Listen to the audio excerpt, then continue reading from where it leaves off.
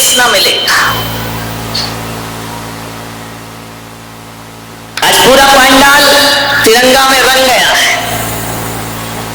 मैं तो कहता हूं कि आज यदि पाकिस्तान छेड़े तो सैनिकों की जरूरत नहीं, बारामती निपटा दे। वो देशभक्ति का जज्बा जगा है। ये बात मैं जरूर कहूंगा कि अभी जो प्रस्तुतियां हुई, मेरी एक लोगों में पहचान है कि जब मैं बोलता हूं तो वो संवेदनशील हो जाते हैं, आंखें भर आती हैं। आज पहली बार इन प्रस्तुतियों ने मेरी आंखें भरी है।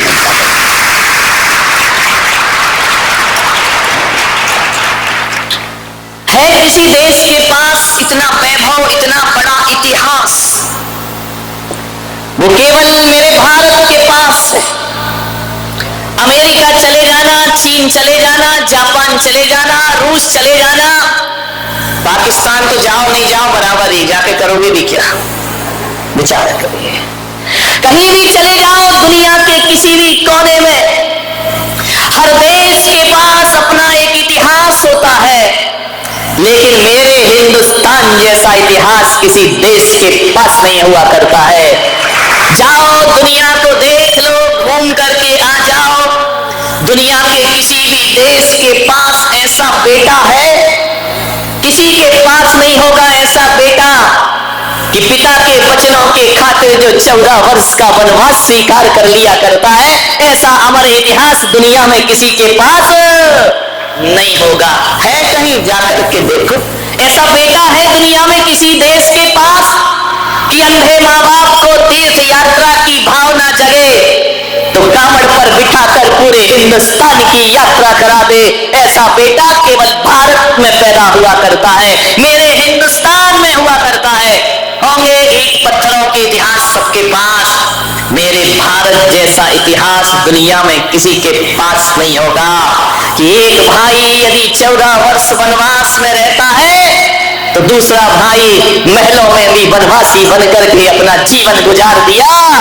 क्या अमर इतिहास है किसी देश के पास ऐसी स्वामी भक्ति किसी देश के पास है कि अपने स्वामी के, अपने राजाओं के, राजपुत्रों की जान बचाने के लिए मेरे राजस्थान की पन्ना धाय अपने बेटे को कुर्बान कर दिया करती है कोई ऐसे? ध्यान रखिए, कहीं नहीं मिलेगा ये अमर इतिहास, केवल हिंदुस्तान में मिलता है। और मेरे पिता का माथा किसी के सामने ना झुके, इतना सौर्यशाली कोई बेटी धरती पर है तो मेरे हिंदुस्तान में है कि ऋषभ देव का माथा जगत में ना झुके तो ब्राह्मणी सुंदरी आजीवन विवाह का त्याग कर दिया करती है कि हम विवाह नहीं करेंगे लेकिन अपने पिता का माथा नहीं झुकने देंगे। है कहीं ऐसी विरासत, ऐसी संपदा किसी देश के पास कि राणा की बेटी घास की रोटी खाना स्वीकार करती है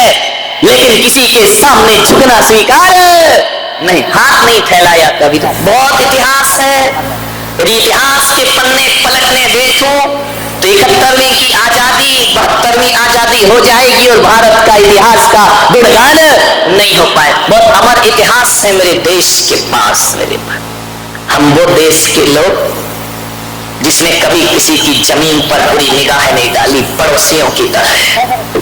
क्या है, पड़ोसी के हाल बड़े गड़बड़ है, मांगती रहता है कश्मीर दे दो, कश्मीर दे दो, कश्मीर दे। अरे ऐसे मांग रहे, कश्मीर कोई प्लास्टिक का खिलौना है जो तुमको उठा के देते हैं? विचार कर, कश्मीर दे दो। मुझे तो समझ नहीं आता है, अमेरिका से कहता है पैसे दे दो, पैसे दे दो, जापान से कहता हथियार दे दो, हथियार दे दो, भारत से कहता है कश्मीर दे दो, कश्मीर दे दो। मुझे यार ऐसा लगता है कि पाकिस्तान जब हर किसी से मांगते ही रहता है तो फिर अपने झंडे पे चांद सितारे क्यों बनाए, कटोरे का निशान बना के सारी दुनिया तुझे दे देगी। मांगना दे तो कुछ नहीं सकता, ये दे दो वो दे दो, खुद से कुछ कमाया नहीं जाता है, दूसरों के स्वर्ग पे निगाह रखा करते हैं। ध्यान रखिए, विचार करना है आपको, कैसे दे दे कश्मीर। आज ये पुलक सागर नहीं बोल रहा है, ध्यान रख। आज मैं कोई संत की हैसियत से प्रवचन नहीं कर रहा हूं, इस देश का संत हूं, उस देश में रहता हूं, तो राष्ट्र के प्रति भी मेरी कोई भक्ति और दायित्व हुआ करता है। ध्यान रखिए। एक पत्रकार ने मुझसे पूछा कि राष्ट्र बड़ा होता है, धर्म बड़ा होता है या समाज बड़ी होती है? मैंने कहा दुनिया की परिभाषा कुछ भी हो, लेकिन पुलक सागर कहता है यदि मेरे लिए व्यक्तिगत पूछा जाए तो ना धर्म बड़ा होता है ना समाज बड़ी होती है, सबसे बड़ा होता है तो राष्ट्र हुआ करता है। क्योंकि राष्ट्र सुरक्षित है तो धर्म सुरक्षित है, और धर्म सुरक्षित है तो समाज। राष्ट्रभक्ति से बड़ा और कोई चीज नहीं हुआ करती, सबसे बड़ी देशभक्ति हुआ करती है। मान्यवर, राष्ट्र से बड़ा क्या होगा? तो मैं आज राष्ट्र के लिए बोलूंगा, देश के लिए बोलूंगा। आज मैं धार्मिक नहीं, मेरे हृदय में देशभक्ति का जज्बा जागृत है, ध्यान रखिए। कश्मीर ले लो, कश्मीर ले लो। अरे कश्मीर भारत की तकदीर है भाई, ध्यान रखना, कश्मीर भारत की तकदीर है। और जरा उनसे पूछो, पाक के नापाक लोगों से, कि कोई अपनी तकदीर किसी को दे सकता है क्या? बताइए, कोई अपनी तकदीर किसी को नहीं दे सकता है। मान्यवर, भारत वो देश है जो किसी के जमीन के टुकड़ों पर अपनी निगाह नहीं डालता है। हर एक पाकिस्तान वालों से कहना, तुम्हारे पास तो रहने के लिए जमीन भी नहीं थी, खाने के लिए रुपए नहीं थे, मेरे भारत ने तुम्हें रुपए दिए हैं खाने के लिए, घर बसाने के लिए जमीन। तुम्हारा है क्या? जो है वो हमारा है। ध्यान रखिए, विचार करना है आपको। चाइना अभी चिल्ला रहा है, मुझे समझ नहीं आता। लोगों ने कहा कि चाइना के सामान का बहिष्कार करो, चाइना से जो भी आ रहा है उसे बहिष्कार करो, कोई मत खरीदो, अपने देश के प्रति गर्व करो।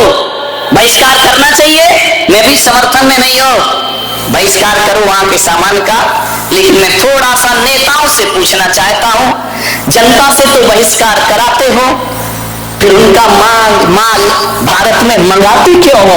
यदि मंगाना बंद कर दो तो जनता को बहिष्कार करने की कोई जरूरत नहीं। मंगाया भी जाता है, चाइना में होली नहीं मनाई जाती, लेकिन रंग चाइना से आता है हमारे यहाँ। चाइना में दिवाली नहीं मनाई जाती, पटाखे दिवाली के यहाँ आते हैं। पहले देश के नेताओं को एक संकल्प करना चाहिए कि किसी भी बंदरगाह या किसी भी प्लेन से चाइना का सामान हमारे हिंदुस्तान में नहीं आना चाहिए। यदि भारत चाइना से सामान लेना बंद कर देगा, सब हेकड़ी भूल जाएगा चाइना, ध्यान रखना। आज हमारे कितना भी बड़ा बना हो, दादा बन के घूम रहा हो, यदि हम सामान नहीं लेंगे ना तो 2 वक्त की रोटी का इंतजाम चाइना के पास नहीं हो पाएगा। ध्यान रखिए मान्यवर, क्या करेंगे? विचार करना है। मेरा देश वो देश जिसने किसी की जमीन पर निगाह नहीं डाली। हम तो वो लोग हैं, यदि लड़ते हैं तो जमीन के टुकड़ों के लिए नहीं लड़ते, अपनी आन बान और शान के स्वाभिमान के लिए भारत युद्ध किया करता है। मैं आपसे इतना ही निवेदन करना चाह रहा हूं, प्रधानमंत्री लाल बहादुर शास्त्री जिन्होंने पाकिस्तान जीता, श्रीमती इंदिरा गांधी जिन्होंने बांग्लादेश जीता, श्री रामचंद्र जिन्होंने लंका जीती, कृष्ण ने मथुरा जीती। ध्यान रखिए, इतिहास पर दृष्टि डालिए। कृष्ण ने मथुरा जीती, राम ने लंका जीती। लेकिन ये लंका जीती, मथुरा जीती तो इसलिए नहीं जीती कि हमें उनकी कुर्सियां चाहिए थी। राम ने लंका जीती और विभीषण को वापिस लौटा दी। कृष्ण ने मथुरा का राज्य कंस से जीता और वापिस लौटा दिया।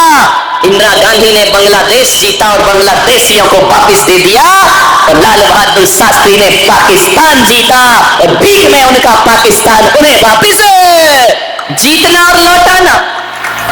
बाहुबली ने भरत चक्रवर्ती का राज्य जीता और भरत को वापिस लौटा दिया। हम तो वो लोग हैं जो जीतते हैं और जीतने के बाद उनकी धरती उनको वापिस लौटा दिया करते हैं। ध्यान रखिए, बहुत कुछ है भारत के पास, शौर्य है, भारत के पास स्वाभिमान है, भारत के पास गर्व है, अपने आप अपने इतिहास पर गर्व है। मान्य, ये मत सोचना कि भारत की पहचान लाल किला है, ये भी मत सोचना कि भारत की पहचान यह कुतुब मीनार भारत की पहचान है, अजंता एलोरा की गुफाएं भारत की पहचान है। नहीं भाई, यदि ये भारत की पहचान हो जाएंगे तो मेरा देश तो पत्थरों का देश हो जाएगा। मेरे देश की पहचान ताजमहल, लाल किला, कुतुब मीनार ही नहीं, मेरे देश की पहचान तो उसकी संस्कृति और सभ्यता हुआ करती है। और वो संस्कृति यदि कोई है तो जियो और जीने दो की संस्कृति हमारे देश की असली पहचान। वसुधैव कुटुंबकम, सारा विश्व हमारा परिवार है, ये हमारे देश की असली पहचान हुआ करती है। अमेरिका के संपादक ने 3 प्रश्न किए भारत से, उसके उत्तर आज 70 वर्ष हो गए, आज तक मिल नहीं पाए। मैं आपसे करता हूं वो प्रश्न। अमेरिका के एक संपादक ने भारत के सांसद से पूछा सन 1958 में, उसे पहला प्रश्न पूछा कि आपके देश का नाम क्या है। मैं आपसे पूछता हूं, बताइए, अपने बच्चे बैठे हैं, हमारे देश का नाम क्या है? नहीं मालूम? बोलो, क्या नाम? गर्व से बोलो जरा, हमारे देश का नाम क्या है? तो मैं आपसे पूछता हूं, फिर इंडिया नाम कैसे हो गया? ध्यान रखिए, मेरे देश का नाम तो भारत है ना, इंडिया नाम कैसे हो गया?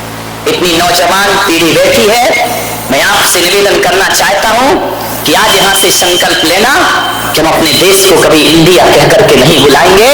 मेरा देश भारत है, मेरा देश भारत है, ये इंडिया नहीं हो सकता है। जब जब मेरे देश को कोई इंडिया कहता है तो मुझे 100 साल पुरानी गुलामी के दिन याद आ जाते हैं। इंडिया नाम तो अंग्रेजों ने दिया है आपको, ब्रिटिश हुकूमत ने आपको इंडिया नाम दिया है। अरे जब जब इंडिया कहोगे तो हमें गुलामी के दिन याद आएंगे, और जब जब भारत कहोगे तो ऋषभ पुत्र भरत चक्रवर्ती याद आ जाएंगे, राम भ्रात भरत याद आएंगे, शकुंतला पुत्र भरत की याद। भारत संस्कृति है, भारत कहकर बुलाए, इसे इंडिया बिल्कुल ना कहें। ये गुलामी की भाषा, ये गाली है हमारे देश पर बहुत बड़ी। भारत बोलो।